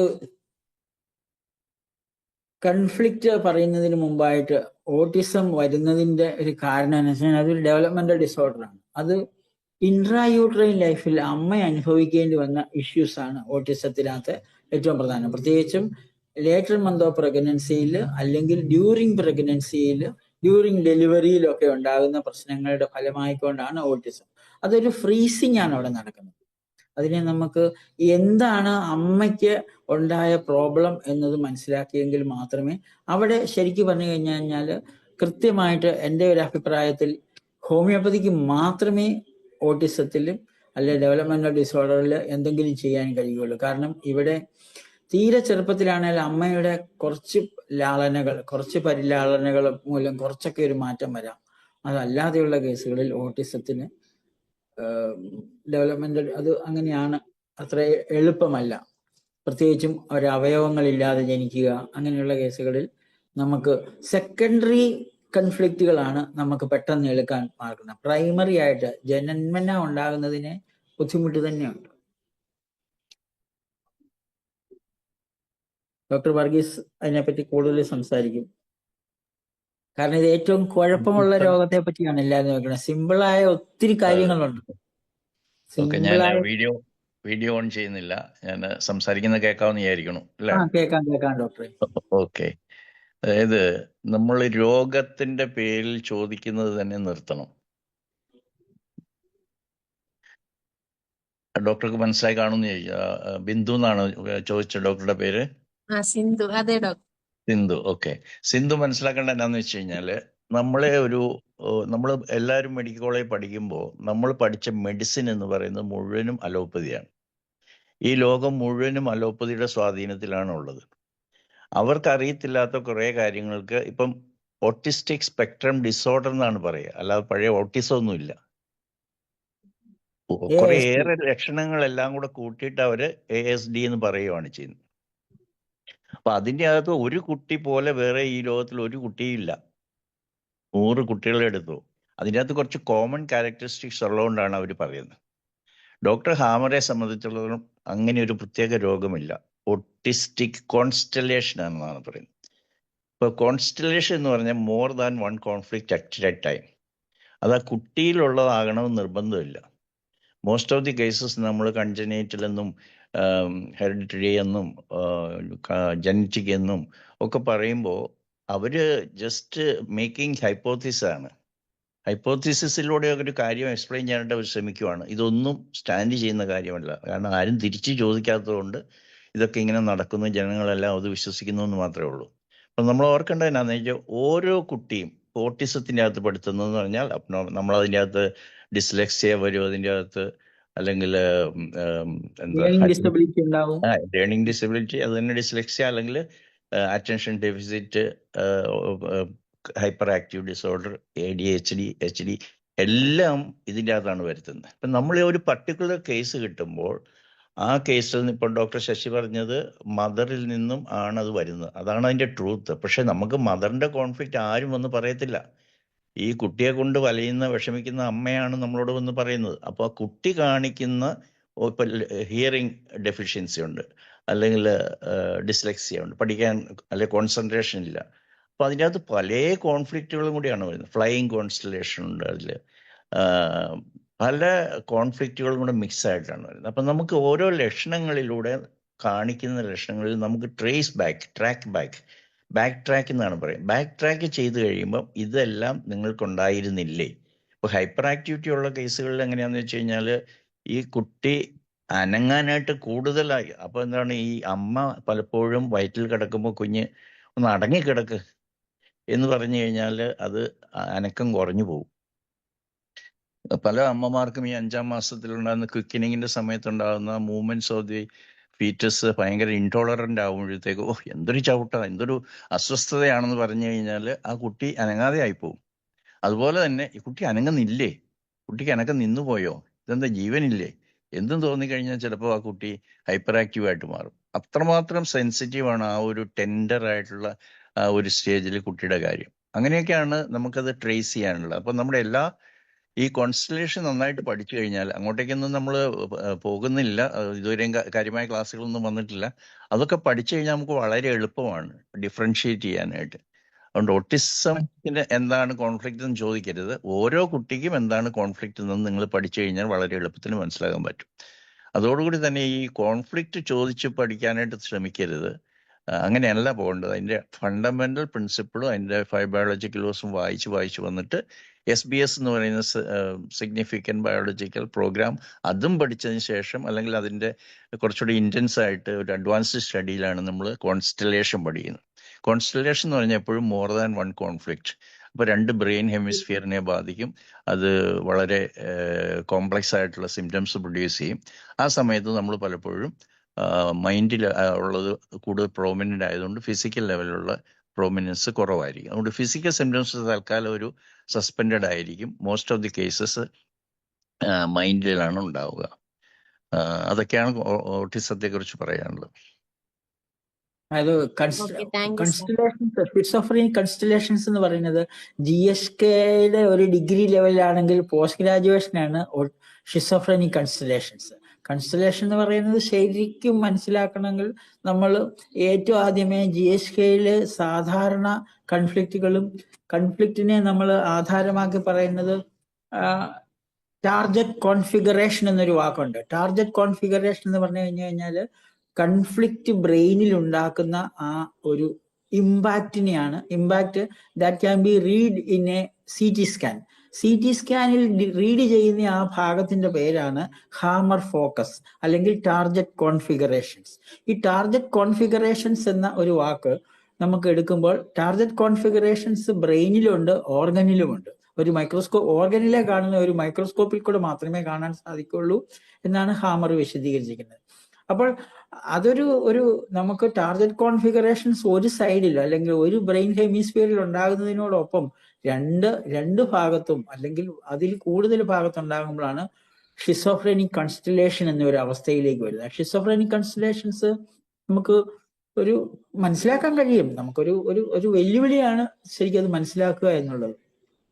നമ്മുടെ പല കുട്ടികളും, പ്രത്യേകിച്ചും സ്റ്റാറ്റസ് ആസ്മാറ്റിക്കസ് ആയിട്ട് വരുന്ന കുട്ടികളിൽ 90% പേരും കൺസ്റ്റലേറ്റഡ് ആണ്.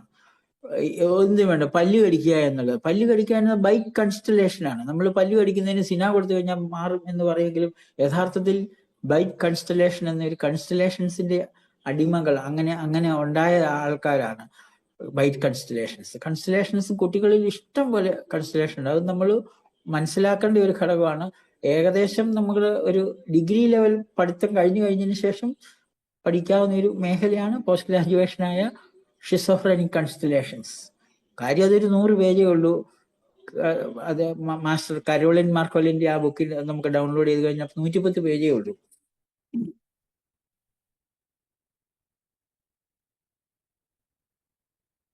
108 പേജേ ഉള്ളൂ. ഇതുണ്ട്. ഇത് ഇങ്ങനെ ഒരു ഹെഡിങ് ഉണ്ട്, ഷിസോഫ്രീനിക് കൺസ്റ്റലേഷൻസ് എന്ന് പറഞ്ഞു. Okay, any more questions? Doctor Anita? ആ സാറേ, വേറെ ആരെങ്കിലും ചോദിക്കാനുണ്ടോ?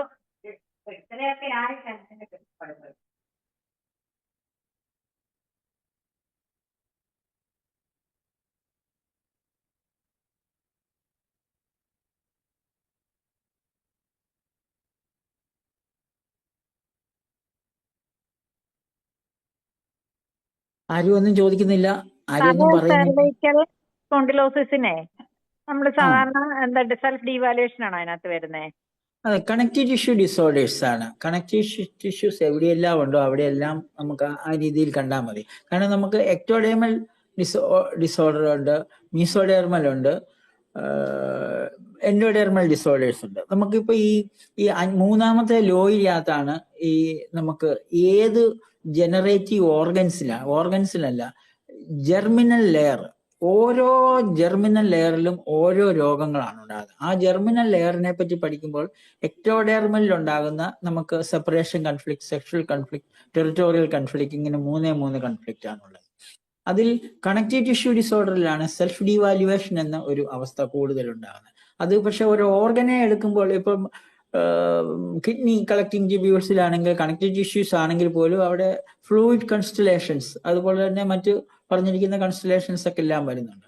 എങ്കിലും ഏറ്റവും കൂടുതൽ നമ്മുടെ കണക്റ്റീവ് ടിഷ്യൂ സംയോജക കലകൾ, അതിൽ ബോൺ ടിഷ്യൂസ് അല്ലെങ്കിൽ ഫാറ്റ് ടിഷ്യൂസ്, അതല്ലെങ്കിൽ ടെൻഡൻസ്, ഇതെല്ലാം കണക്റ്റീവ് ടിഷ്യൂ ആണ്. കണക്റ്റീവ് ടിഷ്യൂസ് ഡിസോർഡറിൽ ഒരു വ്യക്തി ഒരു പ്രത്യേക സെൽഫ് ഡീവാലുവേഷനെ എങ്ങനെയാണ് സ്വീകരിക്കുന്നത് എന്നതിനെ ആസ്പദമാക്കിയിട്ടാണ് അവർക്ക് ഉണ്ടാകുന്നത്. അതിനോടൊപ്പം തന്നെ പലപ്പോഴും ഈ കണക്റ്റീവ് ടിഷ്യൂ ഡിസോർഡറിനോടൊപ്പം തന്നെ പ്രത്യേകിച്ച് സ്ത്രീകളിൽ കൂടുതൽ കാണാറുള്ളതാണ് തൈറോയിഡ് ഡിസോർഡറും കൂടെ, തൈറോയിഡിന്റെ പ്രോബ്ലം കൂടെ ഇതിനോടൊപ്പം ഉണ്ടാകും. കാരണം സെൽഫ് ഡീവാലുവേഷൻ ഉണ്ടായി കഴിയുമ്പോൾ ഞാൻ ആത്മവിശ്വാസമില്ലാത്ത, എനിക്കിതൊന്നും നേടിയെടുക്കാൻ പറ്റാത്ത ആളായി മാറുന്നു എന്ന് വരുമ്പോഴത്തേനും, അതായത് morsel, I am not fast enough to catch the morsel. അതാണ് ആ തൈറോയിഡിന്റെ ഡിസോർഡറിലെ ഏറ്റവും പ്രധാനപ്പെട്ട ആ പോയിന്റ് എന്ന് പറയുന്നത്, I am not fast enough to catch the morsel. ഇപ്പൊ ഒരു മത്സര പരീക്ഷയിൽ ജയിക്കാൻ സാധ്യതയില്ലല്ലോ എന്ന് ചിന്തിക്കുന്ന ഒരാൾ, അത് മത്സര പരീക്ഷ മാത്രമല്ല, ജീവിതത്തിൽ തന്നെ എൻ്റെ വിജയം സാധ്യമാണോ, അല്ലെങ്കിൽ എനിക്കിത് കിട്ടുമോ, അല്ലെങ്കിൽ എനിക്ക് നല്ല രീതിയിൽ എന്തെങ്കിലും ഒരു അവസരം കിട്ടുമോ, ആ പ്രോബ്ലംക്കൊക്കെ കൂടുതൽ വരുമ്പോൾ I am not fast enough. അപ്പൊ അവിടെ അവർ സെൽഫ് ഡീവാലുവേഷന്റെ വേറൊരു തലമാണ്. അവരിൽ ഹൈപ്പോ തൈറോയിഡിസമോ ഹൈപ്പർ തൈറോയിഡിസമോ, അതിലെ മോസ്റ്റ് പ്രോബബ്ലി ഹൈപ്പോ തൈറോയിഡിസമാണ് ഉണ്ടാകുക. അപ്പൊ അങ്ങനെയുള്ള വ്യക്തികളിൽ ഈ ഹൈപ്പോ തൈറോയിഡിസത്തിനോടൊപ്പം തന്നെ കണക്റ്റീവ് ടിഷ്യൂസിൽ സെൽഫ് ഡീവാലുവേഷൻ, അത് ഇന്റലക്ച്വൽ സെൽഫ് ഡീവാലുവേഷൻ ഉണ്ടാകുമ്പോഴാണ് സെർവൈക്കൽ സ്പോണ്ടൈലോസിസ് വരുന്നത്. Cervical spondylosis, intellectual self devaluation. Support, lack of support വരുമ്പോൾ ലംബാർ സ്പൈനിനാണ് പ്രശ്നം ഉണ്ടാകുന്നത്. അപ്പോൾ അതൊക്കെ നമുക്ക് കുറച്ച് ഒറ്റയടിക്ക് ഇതെല്ലാം കൂടെ മനസ്സിലാക്കാൻ സാധിക്കുമാണോ എന്നുള്ള ഒരു ചോദ്യത്തിന് എളുപ്പമല്ല. നമ്മൾ പോവുക എന്ന് മാത്രമേ പറയാനുള്ളൂ. Okay sir.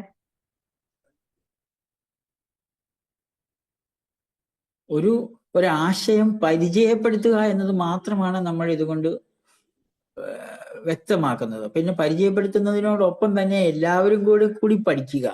അതുകൊണ്ടാണ് ആ സൈറ്റിന്റെ പേര് തന്നെ learninggmm.com എന്നത്. ഇതൊരു പുതിയൊരു ആശയമാണ്. പുതിയൊരു ആശയത്തിൽ നമുക്ക് ഒരു പ്രത്യേക കാര്യം ഒരാൾക്കുണ്ടാകുമ്പോൾ 2 or 3 പേരുടെ ബുദ്ധിയിൽ അത് അങ്ങനെ ആയിക്കൂടെ എന്നൊരു ചിന്ത ഉണ്ടാകുമ്പോൾ കൂടുതലായിട്ട് പഠിക്കാൻ പറ്റും.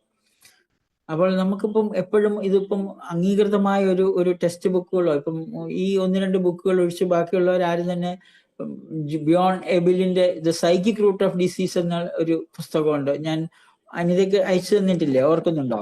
ആ സാർ അയച്ചു തന്നു, പക്ഷെ എന്റെ ഫോണിൽ നിന്ന് പോയി സാറേ, മിസ്സായി പോയി. അതിപ്പോ അത്ര അത്യാവശ്യമുള്ളായിരുന്നേ ഞാൻ പറയുള്ളൂ. ഫോൺ കേടായി പോയി. അപ്പൊ പിന്നെ അത് സ്റ്റോർ ചെയ്യുന്നതിന് മുമ്പേ അത് കേടായി പോയി. അപ്പൊ പിന്നെ കുറെ ഫയലുകൾ മിസ്സായി പോയി.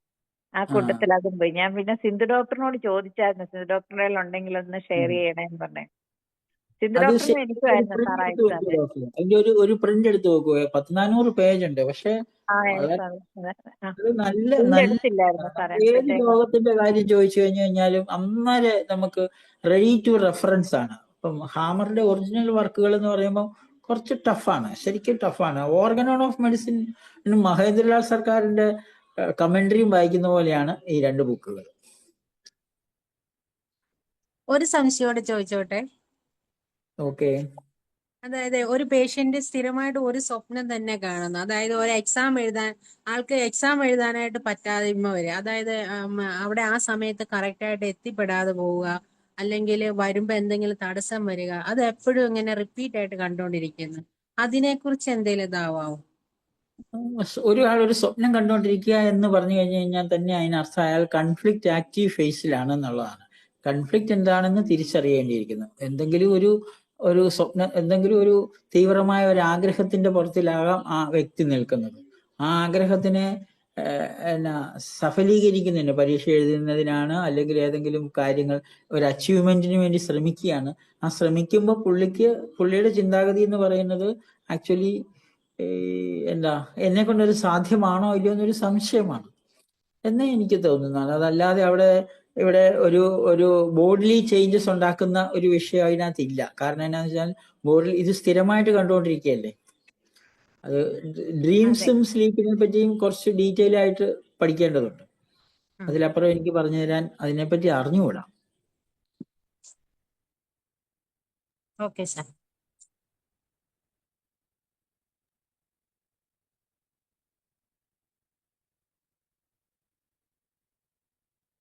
അപ്പൊ ഡോക്ടറെ പറഞ്ഞ പോലെ തന്നെ ആ 9:54 നമുക്ക് വേണമെങ്കിൽ നമുക്ക് നിർത്തിയേക്കാം. വേറെ ആർക്കും സംശയം ഇല്ലാന്നുണ്ടെങ്കിൽ സാറേ നമുക്ക് സംശയമില്ല. പക്ഷെ ബാക്കിയുള്ള 6 മിനിറ്റ് നമുക്ക് കളയണ്ട. സാറ് അതിനുവേണ്ടി ഡോക്ടർ ശശിധരന് വല്ലാതെ കൺഗ്രാജുലേറ്റീവ് ആണ്. വളരെ നല്ല ക്ലാസ് ആയിരുന്നു. ഒത്തിരിയധികം പങ്കെടുത്ത ചുരുക്കം പേരാണെങ്കിൽ അവരെ ഇതിലേക്ക് ഇനീഷ്യേറ്റ് ചെയ്യാനായിട്ട് തീർച്ചയായിട്ടും അദ്ദേഹത്തിന് സാധിച്ചു. അതുകൊണ്ട് ഡോക്ടർ ശശിധരൻ നമുക്കൊരു വിലപ്പെട്ട ഒരു ഫാക്കൽറ്റി ആയിട്ട് മാറുവാണ്.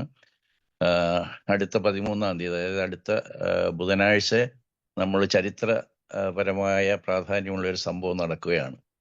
നമ്മളെ ഹോമിയോപ്പതി രംഗത്ത്, അതായത് നിങ്ങൾക്കറിയാവുന്ന പോലെ ഞാൻ IHKയുടെ ആദ്യകാല നേതാവൊക്കെ ആയിരുന്നു, അല്ലെങ്കിൽ അതിനകത്ത് പ്രവർത്തിച്ചു. പക്ഷെ IHKയുടെ വേദിയിലും പിന്നീട് എന്നെ പേറ്റണാക്കിയ IFPHന്റെ വേദിയിലും ഒന്നും പറഞ്ഞിട്ട് ആർക്കും ഇതങ്ങോട്ട് ഉൾക്കൊള്ളാൻ പറ്റുന്നില്ല.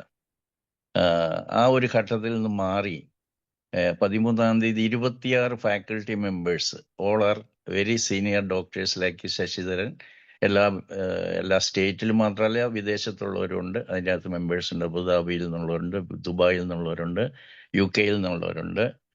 ഇവരെല്ലാവരും കൂടി 26 ഡോക്ടേഴ്സിന്റെ നേതൃത്വത്തിൽ ക്ലാസ് തുടങ്ങുകയാണ്. ഇതിലേക്ക് നിങ്ങളെ ക്ഷണിക്കുകയാണ്. ഇതിൽ മെമ്പർഷിപ്പ് എടുക്കാന്ന് പറഞ്ഞാൽ വളരെ നോമിനൽ ആയിട്ടുള്ള ഫീസ് മാത്രമാണ്. 1 വർഷത്തേക്ക് മെമ്പർഷിപ്പാണ്. ആ 1 വർഷത്തേക്ക് മെമ്പർഷിപ്പ് എടുക്കുമ്പോൾ നിങ്ങൾക്ക് ഇതുവരെ നമ്മൾ നടത്തിയിട്ടുള്ള മുഴുവൻ വീഡിയോസും അക്സസിബിൾ ആണ് ഒരു മെമ്പേഴ്സിന്. 1 വർഷത്തേക്ക് ഇതിൽ കയറാനുള്ള സാധ്യത ഉണ്ട്. ഇതിനോട് എല്ലാവരും സഹകരിക്കണം. എല്ലാവരും നിങ്ങളുടെ ഫ്രണ്ട്സിനൊക്കെ ഇതിൻ്റെ ഇമ്മീഡിയറ്റ്ലി ഞങ്ങൾ ഈ ഇലക്ട്രോണിക് ബ്രോഷർ ശരിയാക്കിയിട്ടുണ്ട്.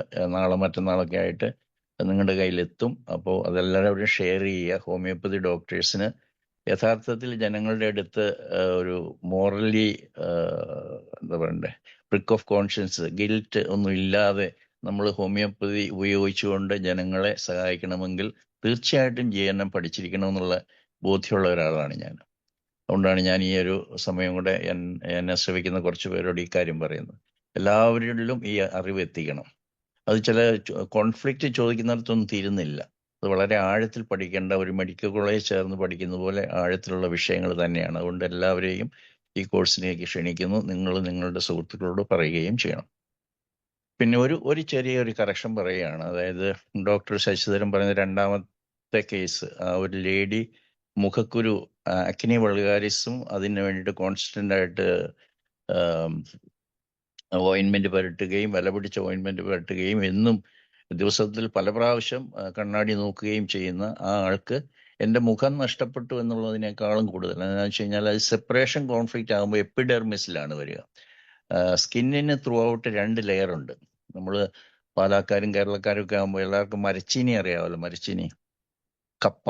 അപ്പൊ കപ്പയ്ക്ക് 2 തൊലിയുള്ളത് പോലെ തന്നെയാണ് നമ്മുടെ തൊലി. അപ്പൊ അതിലെ കട്ടി കുറഞ്ഞ മേൽത്തൊലിയാണ് എപ്പിഡെർമിസ് എന്ന് പറയുന്നത്, കട്ടി കൂടിയ വെളുത്ത തൊലിയാണ് ഡെർമിസ് എന്ന് പറയുന്നത്. അപ്പൊ ഇങ്ങനെ ഈ അക്നി വൾഗാരിസ് വരുമ്പോഴത്തേക്കും എപ്പിഡെർമിസിനേക്കാളും കൂടുതൽ ഡീപ്പറായിട്ട് ഡെർമിസിലേക്കാണ് അതിന്റെ കോൺഫ്ലിക്റ്റ് കാണിക്കുന്നത്. അപ്പോൾ അതിന്റെ കോൺഫ്ലിക്റ്റ് കുറച്ച് വ്യത്യാസമാണ്. ആ കോൺഫ്ലിക്റ്റ് അറ്റാക്ക് കോൺഫ്ലിക്റ്റ് എന്നാണ് പറയാം. അത് പ്രൊട്ടക്ട് ചെയ്യാനായിട്ടുള്ള ലെയറാണ്. അപ്പൊ അറ്റാക്കാണ് പ്രശ്നം. അപ്പോൾ അതിന്റെ കോസായിട്ട് പറഞ്ഞ ചരിത്രത്തിൽ ഡോക്ടർ ശശി വളരെ കൃത്യമായിട്ട് പറഞ്ഞു. ഒരു പാവപ്പെട്ട ഒരു സ്റ്റാഫിന്റെ അവിടെ അപ്പോയിന്റ്മെന്റ് കൊടുത്തു. പക്ഷെ പ്രതീക്ഷിച്ചതിനേക്കാളും വിരുദ്ധമായിട്ട് ആ ലേഡി ഇവരെ കുറിച്ച് വളരെ മോശമായിട്ട് പറഞ്ഞു.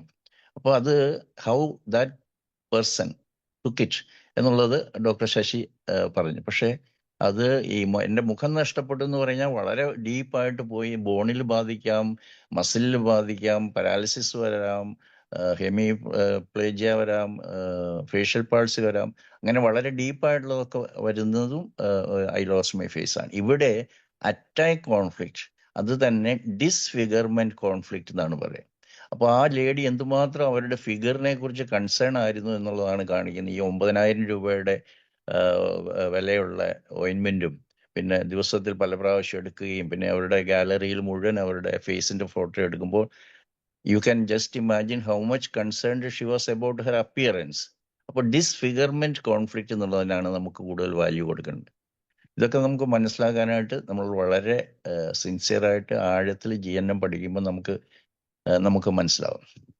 അപ്പൊ സെപ്പറേഷൻ കോൺഫ്ലിക്റ്റ് ആകുമ്പോൾ എന്താണെന്ന് വെച്ചാൽ എപ്പിഡെർമിസ് ആകുമ്പോൾ അതിന്റെ സിംറ്റംസ് ഹീലിങ്ങിൽ എന്താ സംഭവിക്കണമെന്ന് വെച്ച് കഴിഞ്ഞാൽ ഇച്ചിങ് ഉണ്ടാവും. അക്നി വൾഗാരിസിന് അധികം ഇച്ചിങ് അല്ല ഉണ്ടാവുക.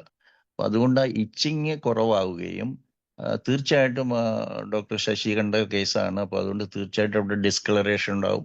ഓയിൻമെന്റ് പുരട്ടുമ്പോഴെല്ലാം നമ്മുടെ മനസ്സിൽ പറയുകയാണ്, ആ പേഷ്യന്റ് പറയുകയാണ്, എൻ്റെ മുഖം വികൃതമായിരിക്കുന്നു, ഐ ലോസ്റ്റ് മൈ ഫേസ് എന്നൊക്കെ നമുക്ക് പറയാം, എൻ്റെ മുഖം വൃത്തികെട്ട് പോയി. അന്നേരം എന്താണ്, ഓരോ ദിവസവും ഓയിൻമെന്റ് അപ്ലൈ ചെയ്യുമ്പോൾ അവരുടെ ഡിസ്ഫിഗർമെന്റ് മോശമായിക്കൊണ്ടിരിക്കും. ഓരോ ദിവസവും ഫോട്ടോ എടുക്കുമ്പോൾ, ഓരോ ദിവസം കണ്ണാടി നോക്കുമ്പോൾ, ഓരോ നിമിഷവും കണ്ണാടി നോക്കുമ്പോൾ അവരുടെ കോൺഫ്ലിക്റ്റ് പിന്നെയും കൂടിക്കൊണ്ടിരിക്കുകയാണ്. ഇതിനെയാണ് നമ്മൾ കോൺഫ്ലിക്റ്റ് ഹാങ്ങിങ് എന്ന് പറയുന്നത്. അപ്പോൾ അത് മനസ്സിലാക്കി കഴിഞ്ഞു കഴിഞ്ഞാൽ അവരോട് ശശി ഡോക്ടർ പറഞ്ഞ വളരെ ക്ലാസിക്കലായിട്ടുള്ള ഉപദേശമാണ്. ഞാൻ ഇത് തന്നെയാണ് പറയുന്നത്, don't look at the mirror എന്ന് തന്നെയാണ് പറയുന്നത്. മുഖത്തെക്കുറിച്ചുള്ള ടോട്ടലി അവരുടെ ചിന്തകൾ മാറിക്കഴിഞ്ഞാൽ അന്നേരം അത് നിൽക്കും. ഓരോ ഓയിൻമെന്റും വേണ്ട, ഓരോ സമയം ഓയിൻമെന്റ് പുരട്ടുമ്പോൾ അത് കൂടിക്കൊണ്ടിരിക്കും. ഓയിൻമെന്റ് നിർത്താൻ പറഞ്ഞതും വളരെ സൂപ്പറായിട്ടുള്ള ഇൻസ്ട്രക്ഷനാണ്. രണ്ടാമത് കണ്ണാടി നോക്കരുത്, ഫോട്ടോ എടുക്കരുത്, ഗാലറി ഡിലീറ്റ് ചെയ്യുക. ഇതൊക്കെ തന്നെ വളരെയധികം അതിൻ്റെ ആഴത്തിലേക്ക് പോയിട്ടുള്ള ഉപദേശങ്ങളാണ്. അങ്ങനെ നമ്മൾ ഓരോ രോഗത്തെയും പഠിച്ചു കഴിഞ്ഞാൽ അതിൻ്റെ പേരൊന്നും കൊടുക്കണ്ട, വൾഗാരിസ്. കാരണം അങ്ങനെ ഓരോരോ വ്യക്തിയും ഓരോ രീതിയിലാണ്. അവിടെയാണ് നമ്മുടെ ഹോമിയോപ്പതി വരുന്നത്. അപ്പോൾ നമ്മുടെ ഹോമിയോപ്പതിയും GHKയും കൂടി ലോകത്തിലെ 1ാം സ്ഥാനം നേടിയെടുക്കാനായിട്ട് സാധിക്കുമെന്നുള്ള പരിപൂർണ വിശ്വാസത്തിലാണ് ഡോക്ടർ ശശി പറഞ്ഞ ഇതിന് വേണ്ടിയിട്ട് ഇറങ്ങി പുറപ്പെട്ടിരിക്കുന്നത്. കാരണം നമുക്കുള്ള ജീവിതകാലത്ത് നമുക്ക് ചെയ്യാൻ പറ്റുന്ന ഏറ്റവും വലിയ സേവനമാണ്. കാരണം എത്രയോ ഡോക്ടർമാർ എത്രയോ രോഗികളെ ഓരോ ദിവസവും കൈകാര്യം ചെയ്യുന്നു. അപ്പോൾ അവരുടെ അടുത്തേക്ക് അലോപ്പതിക്കാർ പറയുന്ന പോലെ മണ്ടൻ വിട്ടി എക്സ്പ്ലനേഷൻസ് പറയാതെ ജെന്യുവിനായിട്ടുള്ള യാഥാർത്ഥ്യത്തിലുള്ള കാര്യങ്ങൾ പറയാനായിട്ട് നമ്മളെ പ്രാപ്തരാക്കും ഈ അറിവ്. അതുകൊണ്ടാണ് ഞാൻ വീണ്ടും എല്ലാവരോടും പറയുന്നത്, ഇത് പഠിക്കണം. അങ്ങനെ നമുക്ക് ഹോമിയോപ്പതിയുടെ ഫൗണ്ടേഷൻ GSKയിലാക്കിയാൽ homeopathy can become the number 1. ആ ഉദ്ദേശത്തോടു കൂടിയാണ് ഞങ്ങൾ ഈ കോഴ്സിന് പേരിട്ടിരിക്കുന്നത് GHK ബേസ്ഡ് ഹോമിയോപ്പതി മാസ്റ്ററി,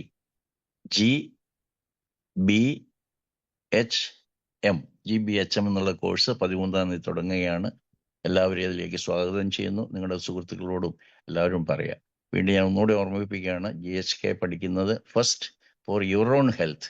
ഒരു കാരണവശാലും നിങ്ങൾക്ക് മൂപ്പത്താത്ത മരണത്തിൽ പെടേണ്ടതായിട്ട് വരത്തില്ല. എനിക്ക് BP ആണ്, എനിക്ക് ഷുഗറാണ്, എനിക്ക് സർവിക്കൽ സ്പോണ്ടിലോ ഇല്ല. ഓരോ സിംറ്റത്തിനും അന്നേരം തന്നെ നമുക്ക് വിഷയങ്ങൾ അതിൻ്റെ കോസ് കണ്ടുപിടിക്കാൻ സാധിക്കുകയും ചെയ്യും. അത് നമുക്ക് റിസോൾവ് ചെയ്യാനായിട്ട് സാധിക്കും. അങ്ങനെ നമ്മളിൽ പരീക്ഷിച്ചിട്ട് വേണം നമുക്ക് മറ്റുള്ളവരെ ആരോഗ്യം. അല്ലാതെ നമ്മളൊരു രോഗിയായിട്ടിരിക്കുമ്പോൾ നമുക്ക് മറ്റുള്ളവരുടെ രോഗത്തെ സഹായിക്കാൻ പറ്റത്തില്ല. എന്നിട്ട് വേണ്ടേ നമ്മൾ ലോകത്തെ സുഖമാക്കാൻ പറ്റുന്നു. അപ്പോൾ സമയവും സൗകര്യവും പണവും സൗകര്യമൊക്കെ മാറ്റി വെക്കാനുള്ള സമയമൊക്കെ ഉള്ളപ്പോൾ നമുക്ക് ലോകത്തിന് വേണ്ടി പ്രവർത്തിക്കണം.